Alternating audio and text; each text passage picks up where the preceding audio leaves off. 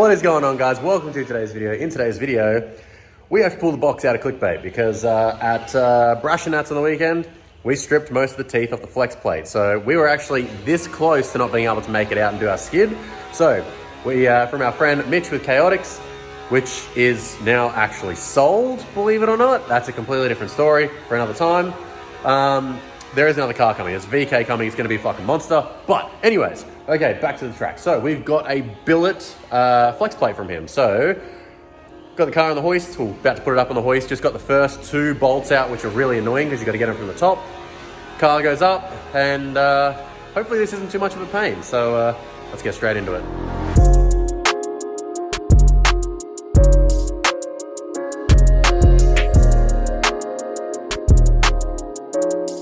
So coming underneath, it is crazy to see just from that little fire, melted all of the braid off the hoses, pretty much going all the way back. These are our fuel hoses too, but it's still like steel braid under that. But either way, I don't like, number one, how fire could get to these and manipulate them and fuck them and make them sag and shitty and get everything hot back here. So what we've done is we've ordered some hardline. So we're actually going to have hardline for all of our feed and return now. So coming from the back of the car, which is also a little toasty up here. Hang on. So yeah, coming from back here, I've got two right angles, and I'll probably come this way, probably go straight down the same kind of area. God, everything's a bit toasty up here.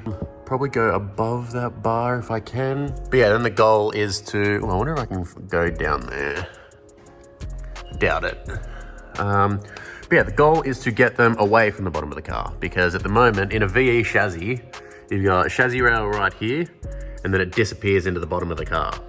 And then you've got what was chassis rail here, that then disappears into the car. So you've got a flat spot just here that you can't really get past. So yeah, we're gonna have to, I wanna get the fuel lines away from there, maybe above the tail shaft or something, but yeah, plenty to do. Ooh, that's nice and cruddy.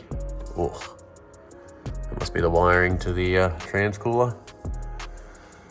Oh yeah, we're moving the transcooler up the front because we're gonna burn some stuff, so I'm gonna steer clear away from all of that. But it looks like the transcooler itself is fine. It's just melted some rubber to it, and then that wet spot there, apparently this fitting came undone a little bit, which we believe is actually the cause of our fire. Melted the temperature sender. So yeah, a bit of shit all over the place. All right, I need to get this box out. Alrighty, so old flex plate, new billet one. Best thing about these ones is there's no more welds. No welds on anything. It's billet, it's all one piece. So if you saw what happened to Jake at Brashnats, he lost a bit of the ring gear and it came through the car. Can't happen with this because it's all one piece. Now, I was thinking we were actually going to be missing teeth altogether, but it looks like, yeah, that one right there, they're missing almost half the tooth. Oh yeah, it gets a bit worse up here again. It literally just looks like the starter, because on the starter, it's got a chamfered edge on it. So if you can see, the starter has a bit of a chamfered edge, designed so that it can roll in, so it's not just a hard edge on a hard edge. So if this chamfered edge meets another chamfered edge, it's just going to kick it away and it won't be able to engage. So we got the box out. That was an absolute mission. I guess it's just put everything back in and back together. Whew, that was a mission and it sucked. Probably won't get it finished today, but we'll get there. We'll get close. So I just pulled out the transcooler. It still seems to be fine, even though going through a bit of fire. But one thing that I noticed was that the wires to the fan were burnt off. And led me to the next question is, where the f did the fan go? You can see it's melted the feet off it, but that's what it's supposed to look like. And this is what it looks like. So the fire must have melted the fan completely off it, which leads us to believe it is definitely a smart choice to be moving it up to the front of the car. Get it away from any heat and any fire, because it's a burnout car. Inevitably, we will see more fire, so let's just get it away from there as much as possible. Alrighty, so another day. Today's efforts is to do hardlines for the main feed and return. Definitely don't think it's going to be easy, even though it is only 2 lines. You have no give, and you've really got to not know what you're doing. I guess know what you're doing, and I don't know what I'm doing, so let's see how it goes. So we're going to have hard lines to replace what was just soft Teflon line. You can see, I think from heat and stuff, they've been slowly starting to fray. This is what it's supposed to look like when they're like brand new. Oh, there's still some heat marks on there and everything, but that bit was covered by heat shield next to the header. And then down here you can see where we had fire, and it's just turned them all to crust and melty yuckness. And you can still see the line itself is perfectly fine. It's just the cloth braid around the outside that melted off, but I'd much rather do it just as hard lines. The main thing was they just end, they just end, and then this becomes the lowest spot of the car, and this is where we had the fuel lines coming. So you can scrape on the fuel lines. So we'll get them up in here now, since there's no trans lines up here anymore. It'll be completely covered. I want to put heat shield all along so it's covered. Bend them up through the floor here so they're really high up out of the way. And then there's the feed and return line just there. So I've got 2 90s. I think I'll come directly out this way, go over maybe like just to the right of the center of the diff, try and hug the roof of the floor as much as I can, and then straight into the tunnel. Now, we do want to raise the tunnel, obviously, so we can get the car lower, but we can literally just do that from the top of the tunnel. So my idea is to cut from here and here, just the top half of the tunnel, and we can literally just raise the top section of it the whole way along. That's my plan, at least.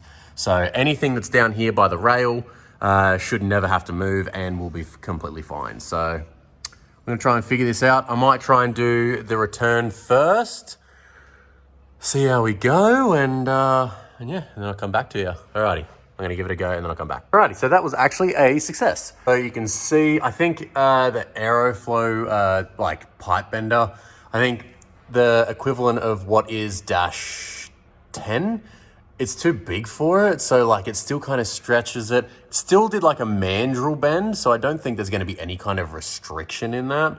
But yeah, so right angle, straight to right angle, bent it so that you've got maximum diff clearance at all costs. You don't want it to ever friggin' touch your fuel rails or fuel lines. But yeah, it comes up over the diff, follows along the floor, and then it has to come down through the tunnel. You can see it kind of gets close to the tail shaft there. If the tail shaft lets go, I think it's just one of those things. I mean, if the tail shaft lets go, you shut the car down anyways. So, but we've got rear loop and front loop. So if it lets go, it shouldn't. Yeah, I know plenty of people that run the fuel lines across the top of the tail shaft. I know a few people that have had their tail shafts let go and never had an issue. So yeah, I reckon it'll be fine. But we got it P-clamped up against there, so nice and solid. And then I had to come along here, and I went through the tail shaft loop so that it's always protected kind of things, like through this side of it. Then I had to bend it along there. I was an idiot and forgot to take the plastic wrap off it before I P-clamped it up. But then once it goes through there, I pulled this heat shield away just so I can go underneath it. And then it literally just follows right up the rail, nicely into the engine bay. And yeah, you can see it go to the top of the header tank just up there. It was actually it was really annoying because you had to I had to fish it through there and then fish it through here and then above the diff around the spring and get it up there on the right angle of a bend. But the good thing is as long as you're gentle with it, it's quite easy to bend and manipulate where you want it to go. So now I'm going to do the main feed, but the main feed should be the tiniest bit easier because I'm going to have the main fuel filter probably right in around here maybe. I'm not sure, maybe even up above the diff. But I mean, if we've got a tire fire, around here is going to see fire. So maybe in front of the wheels, maybe even tucked up a bit, and then I can just do like a 90 down here and then a 90 around there, or even just a 90. I don't know, but I really want to try and get it tucked up and away so that it's away from all, I don't know, tire and fire. And I mean, you can see that this one was on fire just here, fire all back here, and the filter itself was fine. You can see where it was scraping on the ground a bit as we were coming out. Another con to these, we had a couple zip ties. I know we probably should have had P-clamps, but we had zip ties that melted, and then this was dragging on the ground as it was coming off the pad. Another not good sign. Yeah, English. So I'll keep it up here. I could maybe... I just don't think there's physically enough room in the engine bay for it. Otherwise, I would have it up there or a bit closer. And it needs to be serviceable. You need to be able to reach it at any time. Oh, I can't really go there because I got these new transcooler lines that go up the front here. I need to get them away from the header as much as possible. Maybe, I know they're a pain. Might even do that with these. I won't be able to get them under. All right, I'm just going to start working on it and see how we go.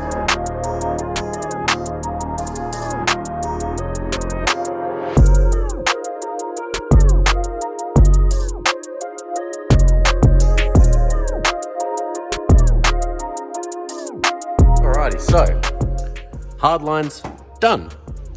So they both come up here now, super solid now, so you can't move them, you can't go anywhere. They hug tight against the frame rail just down here, which is nice, but they don't actually quite touch, which is even better, so it's not vibrating. Here's the new transcool lines that come neat across here. So the way the old lines used to come up was through the back there, and they were so thick and in the way that it was pushing these towards the headers, so everything fits really nice now. Now it's pretty much just time to, I've just put a bit of methanol in the back, and we pretty much just see if there's any leaks now. So I've already got the fuel pump on, so as soon as this goes on, the fuel pump turns on. So, no leaks down there, no leaks under the car. So no leaks up there, so we can come down here. Cool, the return's working. You can see just there, the fitting pouring in. Cool. You can also see our brake pedal trigger is broken. So the little trigger that actually activates the brake lights when you push the pedal, it's either jammed on or, I don't know, however that thing works. So you just got to make it obviously so that they don't stay on, because obviously when you're driving around, sure, it's all fine and good and everything, but I mean, you don't want to look like that guy that's just living sitting on the brake. It's not a good look, I guess, in my book. So, another freaking mental thing is the floor must have gotten so hot, the strap that ratchet straps the battery in melted it. How crazy is that? But either way, success. Hard lines done. Actually, put the car back up on the hoist, up a bit higher, and I'll show you what we did. Another time jump. I have no idea what happened to the footage where I was showing over the hard lines at the end there, checking over for leaks and everything, but job is done. I'm so glad that we finally got hard lines in there. I feel like I've wanted to do that for the last year or so. So it seems though I feel like it's a new car now, that I just feel like everything should be done the proper way. Now with hard lines, the car is much safer. There's so many smaller things that can't happen now. Like fuel lines can't swell up. We can't drag over fuel lines. We can't squash fuel lines. There's some nats where when you drive back to your camp, you've got uneven surfaces, you got grass, you got all that kind of shit. It does look like we actually dragged on the fuel lines at one point and kind of squashed them a little bit. So we can't do that now, and we never can do that. We don't have to worry about that now. And then also the transcooler. Transcooler is now at the front of the car. It's not only going to get more airflow and work better, but there's less lines going to the back of the car. That fire that we had at Brashnats was because of the transcooler being back there. It had actually shaken one of the fittings a tiny bit loose just so it could drip enough to have a fire, because trans fluid is worse than fuel. If it gets hot, it is like gunpowder. It is gnarly. So that is also done. We've also dropped the box to put the new flex plate in. So we've got a billet flex plate in there now. So I feel like the car is progressing in a really, really great way. And yeah, it is a completely new car compared to what it used to be. And it's just, I'm really starting to get happy with it. So either way, I'm gonna wrap this up. We are actually gonna have an end of financial year sale. So in the store below, we've got shirts left over from Brashnats. I wanna put the posters up, but I don't know how to send them yet because they're only A3. If it was A1, you can justify a big cardboard tube. But being A3, it makes it a bit difficult. So I'm trying to figure out how we can ship those before we put them on the website. But we're putting up the new clickbait shirts, which are literally the new wagon on the front with the color, and then also one of the wheels on the back. I wanted to do a real simplistic design. We have heaps of those, so we're gonna do those, I think, normally they're 35, so I think we're gonna do them at 25. But I'll put it in the description, but literally there'll be a end of financial year code, just capital EOFYS, end of financial year sale. Same as what everyone else does. Alrighty guys, so the sale will be up. I'll catch you guys in the next one, which will be next week on Tuesday. I know this one's a little bit late, but next week on Tuesday. Alrighty guys, take it easy, catch you later. See you later, boo. There's nothing that we got in common. I've been out grinding and hustling, investing this paper, got tired of eating that ramen. All of my music be heat, I ain't missing a beat. I've been blessed with impeccable timing. Watch all them people who friendly, it turn into envy whenever they see that you shine.